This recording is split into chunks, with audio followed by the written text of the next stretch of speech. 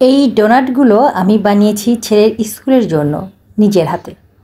দেখতে যেমন সুন্দর, খেতেও তেমন নরম আর মজাদার। আজ আমি শেয়ার করছি পুরো রেসিপি, একদম খামির থেকে শুরু করে ডেকোরেশন পর্যন্ত। তো আসসালামু আলাইকুম সুপ্রিয় দর্শক, কেমন আছেন আপনারা সবাই? তো চলুন দেখা যাক কিভাবে আমি ডোনাটটা বানিয়েছিলাম বাসায়, তাও নিজে হাতে। প্রথমেই আমি সব উপকরণগুলো রেডি করে নিচ্ছি। আসলে ডোনাটটা আমি এক এক সময় এক একভাবে বানাই, তো আজকে যে স্টাইলে বানিয়েছি সেটাই আপনাদের সাথে শেয়ার করছি। তো এখানটা আমি দুটো ডিম নিয়ে নিয়েছি। ডিমটা হচ্ছে ডোনাটের খামিরের মধ্যে দিয়ে দেব। ভেঙে দিয়েছি দুটো ডিম, সেই সাথে অ্যাড করছি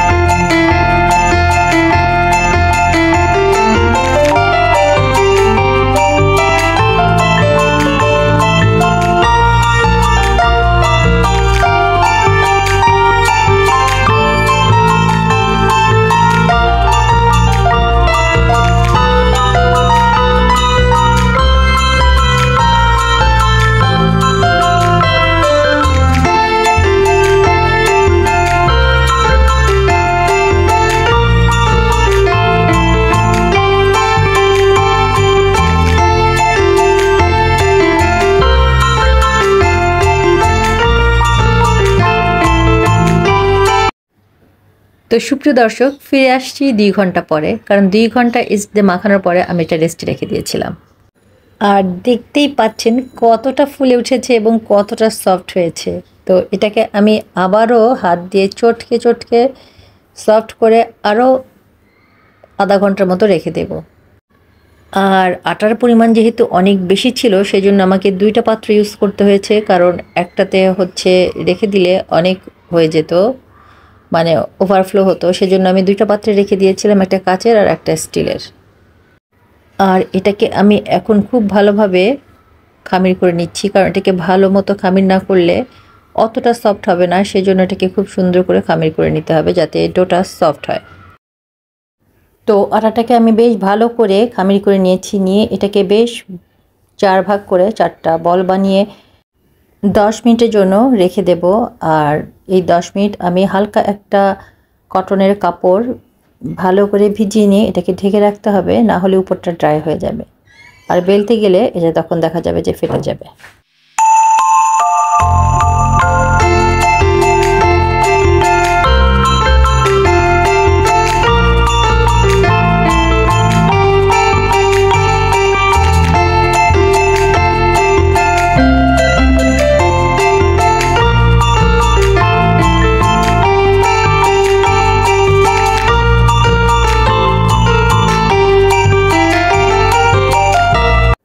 আর আমার রুটি বানানোটা শেষ হয়ে গেছে। দেখতেই পাচ্ছেন রুটিটা কতটুকু মোটা করেছি। এখানটায় আমি যদি পরিমাপ বলি তাহলে ইঞ্চি, মানে হাফ ইঞ্চির থেকে একটু কম হবে, এই রকম হচ্ছে মেজারমেন্ট করে আমি মোটাটা করেছি। কারণ পাতলা করে করলে ডোনাটের থিকনেসটা পাতলা হবে, একটু মোটা করে বেলতে হবে।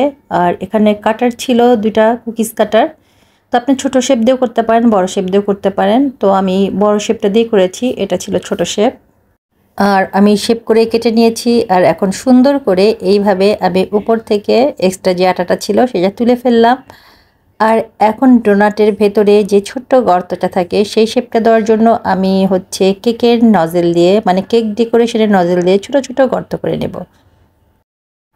তো সুপ্রিয় দর্শক, দেখতেই পাচ্ছেন যে আমি হচ্ছে ডোনাট অলরেডি অনেকগুলোই বানিয়ে ফেলেছি এবং আরও ডো রয়েছে। তো আমি এগুলো এখন ভাজা শুরু করব, তারপরে আমি আরও বাকি ডোগুলো দিয়ে ডোনাট বানিয়ে ফেলব।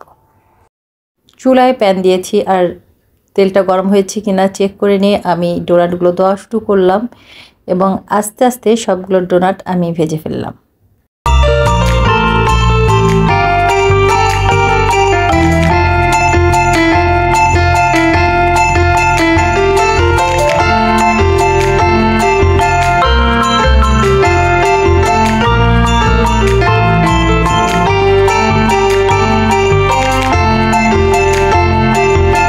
আর এখন ডোনাটটাকে হচ্ছে কোটেড করে নেওয়ার জন্য হোয়াইট চকলেটটা বের করে নিলাম প্রথমে, নিয়ে এটাকে একটু ছুরি দিয়ে কেটে নিয়েছি।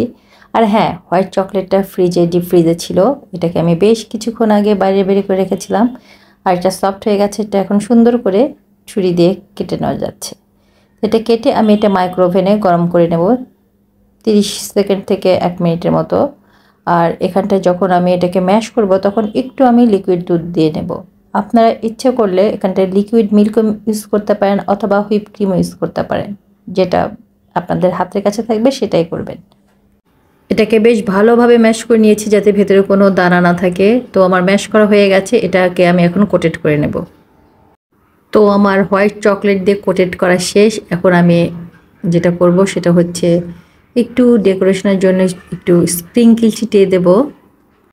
আর হোয়াইট চকলেটটা কোটেড করার পরে আমি চকলেট ডোনাটটাও ঠিক একইভাবে চকলেটটাকে মাইক্রোওভেনে মেল্ট করে নেব, নিয়ে একটু দুধ দিয়ে এটাকে ভালো করে মিক্সড করে তারপরে ডোনাটগুলো চুবিয়ে এইভাবে কোটেড করে নেব।